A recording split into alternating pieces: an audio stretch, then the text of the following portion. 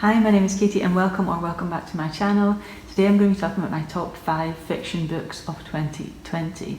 I'm just going to fire straight into it. I'll be doing a couple other videos about my favourite non-fiction, my favourite graphic novels and my favourite translated literature.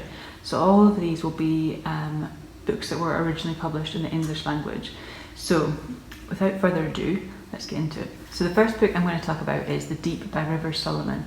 This is a fantasy, Afrofuturism novel that's inspired by real life events. So in the times of colonialism and slavery, when people were brought over to places like America as slaves, pregnant women were often thrown overboard the ships, okay? And the Deep is kind of born from that part in history. So the Deep is reimagining of what happens after those pregnant women find themselves in the sea. And it's a really beautiful telling of a possible future for those women, because obviously that's such a tragic piece of history, and it feels completely hopeless. And I feel like what River Solomon does here is breathing hope and breathing some kind of humanity back into what is an extremely dark period in history. I particularly loved what River Solomon had to say about trauma, generational trauma, memories and how we hold memories, how memories can bind us together and how they can pull us apart. I feel like there was just so much in this novel. It was so complex, so beautiful. I listened to an audiobook and I would recommend that, but I would say it's a difficult listen, so you might find it easier to read a physical copy, but I would really highly recommend it. I saw Ashley at Bookish Realm did a reading vlog where she read books about black mermaids and sirens, and The Deep by River Solomon was one of the books that she picked, and her explanation of it was just absolutely beautiful. I would highly recommend watching that reading vlog. It was really, really moving actually to watch and hear Ashley speak about it. So yeah, I absolutely loved that one. It was definitely 5 stars and one of the absolute best books that I have read this year. I should say that this is in no particular order, this list. This is just 5 favourites that I've written down. And if anything, I would say I probably started with my absolute favourite. The Deep by River Solomon was a total gem and I completely loved it. However, let's move on to the other 4. So the next I'm going to talk about is Trumpet by Jackie Kay. Now this tells the story of I believe they're married, a husband and wife, a couple, and basically the husband passes away. The coroner's report comes out and basically the coroner decides to put in their report that the man is actually being assigned female at birth, so even though they've been living as a man all these years. And it's basically the novel follows the fallout of that decision, that one decision, and how that has ripple effects on the community, ripple effects on their lives, how it tears the family apart because there's a son involved, and the son doesn't know anything. So it's really, really complex. There's a lot in there, and I just found it so deeply moving. What really struck me was the way Jackie Kay writes about love and how pure and how honest and how beautiful her writing is on love.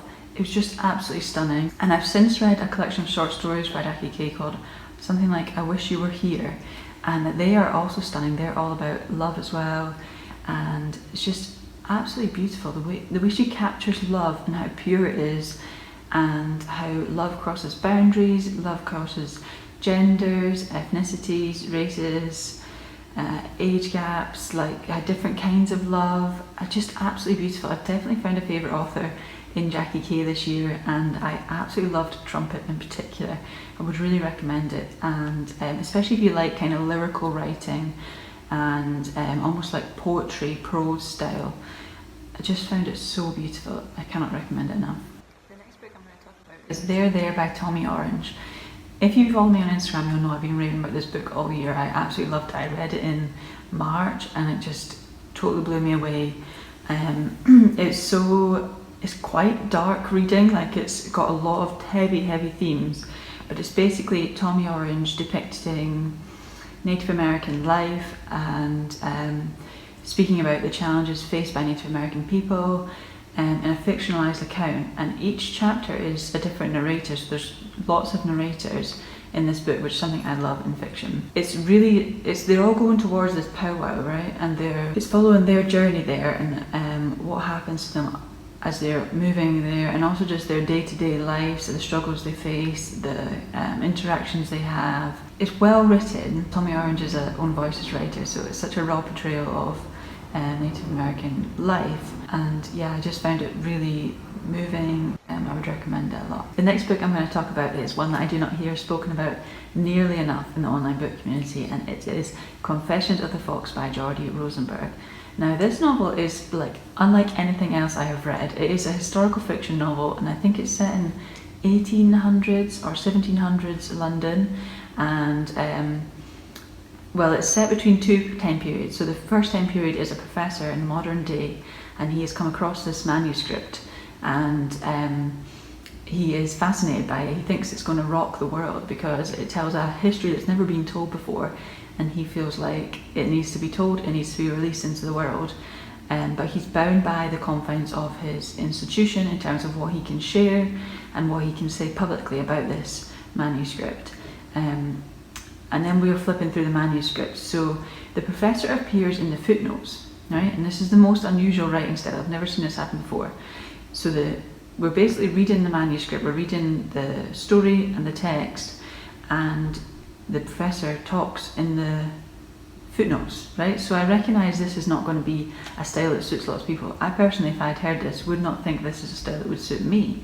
But I just went with it, and I absolutely loved it. I thought it was so well done, so brilliant. And it's the kind of novel that really gets you thinking about a lot of different things. Like, I felt like it was really intellectually stimulating, and I loved what Jordi Rosenberg does in terms of introducing a really diverse cast, and I just think that it's just phenomenal. Like, I absolutely loved it, and I could not recommend it enough. But I will say that this will not be one for everyone. While the other ones on this list, I feel like I could say, yeah, go and give that a go and you'll probably get on with it.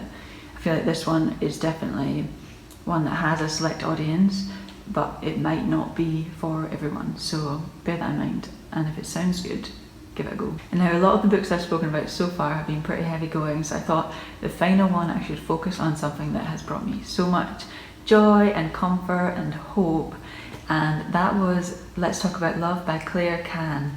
This is just an absolutely beautiful little novel. I think it's YA or new adult, I'm not really sure. The protagonist is like just starting out at university and trying to find her feet in the world, and she's black, biromantic ace. At the start of the novel, her girlfriend breaks up with her, and in the process is both aphobic and racist towards the protagonist.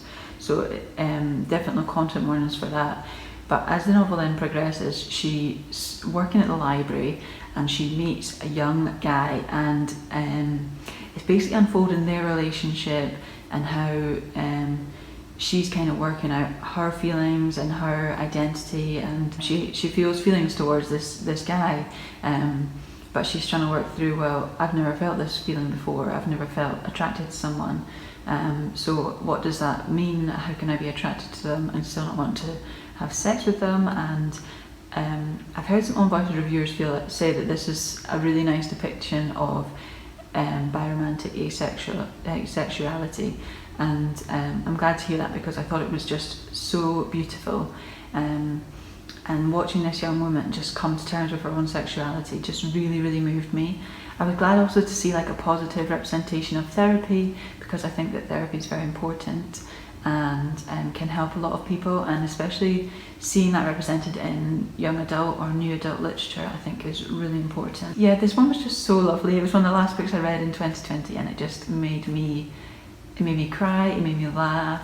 I stayed up really late finishing it. I just totally loved it, it had my full heart, and I'm so glad I read it. So those are my top 5 fiction books for 2020. Thank you for watching. Feel free to give it a like if you like this video, and subscribe if you want to see more, and I'll see you again next time.